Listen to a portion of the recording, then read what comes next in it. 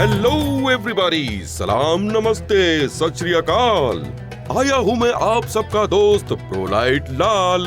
आज सुनाऊंगा आपको एक कहानी, हर एक को लगेगी जो अपनी कहानी। आप ही जैसे आया था वो परदेश, मेहनत करके पैसा कमाने। ये न सोचा था होगी इतनी गर्मी और छूटेंगे इतने पसीने। पानी पी पी के भी प्यास न बुझती थी, गला सूखता था, जी मचल के लगते थे हाथ पैर कांपने। एक दिन कर रहा था काम चौथे माले पर, थकने पर भी काम करता गया, पूरा करने वक्त पर। होती थी पैरों में ऐंठन, आने लगा था चक्कर, फिर भी न रुका, आखिर गिर गया थम कर। हाय ये क्या हुआ, क्यों आया था छोड़ के घर बार, क्यों मरना था इस गर्मी में भुला के बीवी बच्चों का प्यार। महीनों अस्पताल में पड़ा रहा तोड़ के कई हड्डियां, बच सकता था तकलीफ से कर लेता गर्मी में कुछ सावधानियां। तो यारो सुनी आपने सच्ची ये कहानी, कभी ना बनने देना इसे अपनी कहानी। करके याद घर वालों को ध्यान से सुनना आगे की ज़बानी। होती है क्यों और कैसे गर्मी से इतनी बीमारी और परेशानी, और जानलेवा लू से बचने के लिए क्या बरतनी चाहिए सावधानी। दोस्तों, धूप में रखी हर चीज जैसे जमीन, पानी या कार गर्म हो जाती है, लेकिन हमारे बदन का तापमान धूप में काम करने पर भी 37 डिग्री सेल्सियस पे कायम रहता है। वो अगर इससे ज्यादा बढ़ गया तो हम उसे बुखार या बीमारी कहते हैं। क्या आपने सोचा है कि इतनी गर्मी में भी हमारा बदन ठंडा कैसे रहता है? ये ठंडा रहता है पसीने की वजह से। हाँ, वही पसीना जो चिपचिपा, गीला, बदबूदार होता है और जो किसी को अच्छा नहीं लगता। लेकिन ये पसीना गर्मी में बहुत जरूरी होता है, और रुक गया तो खतरे की निशानी होता है। हमारे मस्तिष्क में ऊपर वाले ने एक थर्मोस्टेट दिया है, जिसे हाइपोथैलेमस कहते हैं। जब भी बदन धूप से या कड़ी मेहनत से गर्म होने लगता है तो ये खून का बहाव त्वचा की तरफ बढ़ाता है। इससे हमें पसीना आता है। जैसे ही पसीना सूखता है तो हमारा बदन ठंडा हो जाता है। लेकिन जब हवा में नमी 60% से ज्यादा होती है, जैसे जून, जुलाई, अगस्त में होती है, तो पसीना सूख नहीं पाता, बदन ठंडा नहीं हो पाता है। तो हाइपोथैलेमस पसीने की मात्रा को और बढ़ाता है, लेकिन नमी की वजह से वो भी सूख नहीं पाता और बदन ठंडा नहीं होता। होती है तो सिर्फ बहुत थकान, कमजोरी और लू लगने की बीमारी। क्यों? इसीलिए कि पसीने के साथ साथ निकलता है हमारे बदन से बहुत सारा पानी और ढेर सारा नमक। इसी नमक की वजह से गर्मी में आपके हाथ, पैर और कपड़ों में सफेद दाग पड़ते हैं। पानी हमारे बदन के लिए बहुत जरूरी होता है, ये हम सब जानते हैं। पानी अगर जीवन होता है तो नमक संजीवन होता है। आखिर ये नमक हमें इतना जरूरी क्यों होता है कि इसके बगैर हमें खाना भी अच्छा नहीं लगता? इस नमक को डॉक्टर सोडियम क्लोराइड कहते हैं। सोडियम हमारे बदन में इलेक्ट्रोलाइट यानी बिजली की करंट जैसा काम करता है। इसी से हमारे दिमाग और मांसपेशियों में संबंध और संतुलन बना रहता है। जैसे करंट कम होता है, बल्ब डिम होके बंद हो जाता है, वैसे ही खून में नमक की कमी होने से हमारी मांसपेशियां काम करना बंद कर देती हैं और दिलो दिमाग पर अंधेरा छा जाता है। इससे बहुत सारी गलतियां और एक्सीडेंट्स होते हैं। लू लग के कुछ लोगों की जान भी जा सकती है। हम, आपकी कंपनी या सरकार कोई नहीं चाहते कि गर्मी की वजह से कोई एक्सीडेंट हो या मजदूर अपनी जान खो बैठे। इसीलिए सरकार ने आपको जानकारी देने के लिए हमें बुलाया है। तो आओ जान लें कि गर्मी से कौन सी बीमारियां हो सकती हैं, उसके लक्षण कैसे पहचानें और उसका इलाज कैसे करें। सबसे महत्वपूर्ण है इन बीमारियों को होने से पहले ही कैसे रोकें। गर्मी से 4-5 तरह की बीमारियां हो सकती हैं। घमौरियां या हीट रैश यानी सनबर्न, मांसपेशियों में ऐंठन और कमजोरी यानी क्रैम्प्स एंड हीट एग्जॉशन, चक्कर आके गिरना या हीट सिनकोप, लू लग के फेफड़े आना या हीट स्ट्रोक। सबसे पहले होती है घमौरियां, जो कांटे की तरह चुभ के खुजली करके हमारी हालत खराब कर देती हैं। घमौरियों से बचने के लिए हमें गर्मी के मौसम में दिन में 2 बार साबुन और पानी से नहाना चाहिए। इससे पसीने के साथ चिपके धूल, मिट्टी और जीवाणु धुल जाते हैं। खास घमौरियों वाला पाउडर लगाने से भी जीवाणु मरते हैं। गोरी चमड़ी वाले धूप में ज्यादा देर रहें तो उनकी चमड़ी जलती है, लाल होती है, जिसे सनबर्न कहते हैं। अगर आपकी त्वचा ऐसी नाजुक हो तो सनस्क्रीन लगाना जरूरी है। कुछ लोगों को बहुत पसीना आके हाथ पैर गीले हो जाते हैं और हाथ से चीजें फिसल जाती हैं। नमी की वजह से चश्मे पे धुंध जम जाती है और आदमी लड़खड़ाता है। कई बार मांसपेशियों में ऐंठन होके हाथ पैर चढ़ने लगते हैं। इससे हाथ से चीजें छूट के अपघात हो सकता है। अगर ऐंठन होने लगे तो फौरन काम रोक के हाथ को आराम देना चाहिए। मांसपेशियों को फिर से ताजा करने के लिए पानी के साथ साथ इलेक्ट्रोलाइट्स का शरबत पीना चाहिए। चाय, पेप्सी या सिर्फ पानी से भी नमक की कमी पूरी नहीं हो सकती। नमक डाल के नींबू शरबत, छाछ, फलों का जूस या लबाना पीने से या प्रोलाइट जैसे इलेक्ट्रोलाइट शरबत पीने से ही आपको राहत मिल सकती है। हीट एग्जॉस्शन में ज्यादातर लोगों को पहले बहुत पसीना आता है, गला सूखता है और बहुत प्यास लगती है। सिर में दर्द होने लगता है।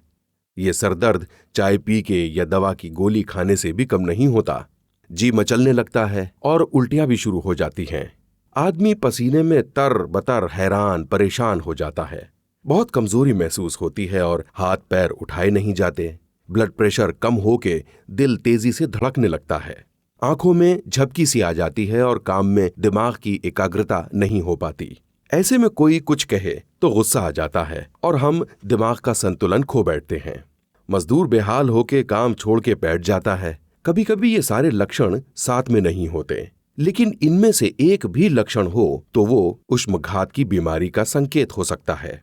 अगर कोई नेपाल जैसे ठंडे देश से आया हो या लंबी छुट्टी से वापस आया हो तो ये सब होने से पहले ही अचानक चक्कर खा के गिर सकता है। आदत न होते हुए धूप में ज्यादा देर खड़े रहने से ऐसे चक्कर आ सकता है, जिसे हीट सिनकोप कहते हैं। अगर आपके सामने कोई ऐसे उष्माघात से गिर जाए या थकान से बेहाल होके बैठ जाए तो आप क्या करेंगे? जाने दो, नाटक कर रहा है, कह के छोड़ देंगे और अपने काम में लग जाएंगे? कभी नहीं। गर्मी के मौसम में ऐसी गलती कभी नहीं करना। हो सकता है अगली बार कुछ ऐसा आपके साथ भी हो, तो उसकी मदद करने के लिए आपको क्या इलाज या फर्स्ट एड करना चाहिए? ध्यान से सुनो। सबसे पहले उसे धूप से निकाल के ठंडी छाया में, जैसे कि रेस्ट एरिया या एसी ऑफिस में ले जाइए। उसे जमीन पर लिटा के उसके पैर थोड़े ऊंचे कर दें ताकि खून का बहाव मस्तिष्क की तरफ बढ़े और उसे जल्दी होश आ जाए। उसके कपड़े ढीले करके पीपीई खोल दें ताकि पसीना सूख के बदन ठंडा हो सके। बदन की गर्मी कम करने के लिए उसे पंखा करें। सर पे ठंडा पानी छिड़कें या गीले कपड़े से उसका बदन, खासकर माथा, गला और हाथ पैरों के तलवे पोंछें। उसे होश आने के बाद बिठा के ठंडा पानी या प्रोलाइट जैसे इलेक्ट्रोलाइट शरबत पिलाएं, लेकिन धीरे धीरे चुस्कियों में। अगर वो एक साथ बहुत पानी पी जाएगा तो उसे उल्टी भी हो सकती है। साथ ही में सेफ्टी सुपरवाइजर को और फर्स्ट एड क्लिनिक को खबर कर दें। इस आदमी को थोड़ा देर आराम करने दें। अगर आपको इलाज करने में देर हो गई तो उसे हीट स्ट्रोक हो सकता है, यानी उसके बदन में पानी और नमक की इतनी कमी हो जाती है कि पसीना आना बंद हो जाता है। और जैसे मैंने पहले कहा था, पसीना रुकने से बदन ठंडा नहीं हो पाता बल्कि और गर्मी बढ़ के बुखार चढ़ जाता है। गर्मी और बुखार ज्यादा चढ़ने से दिल, दिमाग, लिवर सारे सूख के भुन के काम करना बंद कर देते हैं। न उसे अब प्यास महसूस होती है, न वो पानी पीने की हालत में रहता है। उसे भ्रम हो जाता है और पूछने पर भी उसे अपना नाम याद नहीं आता। कभी कभी फेफड़े आके वो बेहोश हो जाता है। ऐसी हालत में उसे फौरन अस्पताल ले जाना चाहिए और नस में सलाइन लगा के खून में पानी और नमक की कमी दूर करनी चाहिए। अगर आधे घंटे के अंदर उसे सलाइन नहीं मिला तो उसकी जान जा सकती है या उसके अंदरूनी अवयव हमेशा के लिए काम से जा सकते हैं। या तो आप उसे खुद अस्पताल ले जाइए या इमरजेंसी नंबर घुमा के 998 या 999 एम्बुलेंस बुलाइए। एम्बुलेंस आने तक भी जितना हो सके उतना उसका बदन ठंडा करने की कोशिश कीजिए। बर्फ के पानी से उसका बदन पोंछें। खैर, दुआ करते हैं कि आपके साथ ऐसा कभी ना हो। सावधानी के लिए आप हमेशा पानी की बोतल अपने साथ रखिए और हर 15-20 मिनट में पानी पीते रहिए। हमें उतना पानी पीना चाहिए जितना हमारे पेशाब को पानी जैसा या हल्के पीले रंग का रखे। पानी के साथ साथ खाने में नमक की मात्रा भी बढ़ा देना चाहिए। चावल में, फलों में, जूस में, छाछ में नमक छिड़क के पीना, खाना हमेशा वक्त पे खाना और सुबह का नाश्ता कभी मत चूकना। और एक जरूरी बात, गर्मी के मौसम में चाय, कॉफी, कोला वगैरह से थोड़ा दूर ही रहना चाहिए। इनमें कैफीन होता है जिसकी वजह से आपके बदन से बहुत ज्यादा पानी पेशाब के द्वारा निकलता है और डिहाइड्रेशन बढ़ता है।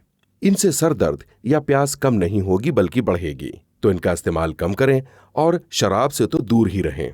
आप अमीर हो या गरीब हो, गोरे हो या काले हो, शराब आपको और भी डिहाइड्रेट करके दूसरे दिन दोपहर तक आपको लू लगने का खतरा बढ़ाती है। गर्मी में पसीने से नमक और इलेक्ट्रोलाइट कम हो जाते हैं, तो सिर्फ ग्लूकोज खा के पूरा फायदा नहीं होता। आपको ग्लूकोज और इलेक्ट्रोलाइट का सही मिश्रण वाला शरबत पीना चाहिए, खास करके डॉक्टरों द्वारा और सरकार द्वारा प्रमाणित फॉर्मूला, जैसा कि हमारा प्रोलाइट पाउडर।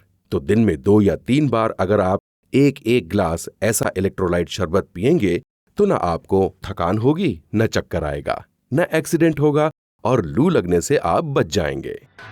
तो यारों, फिर से गाने में सब दोहराते हैं, जानलेवा लू से खुद को बचाते हैं।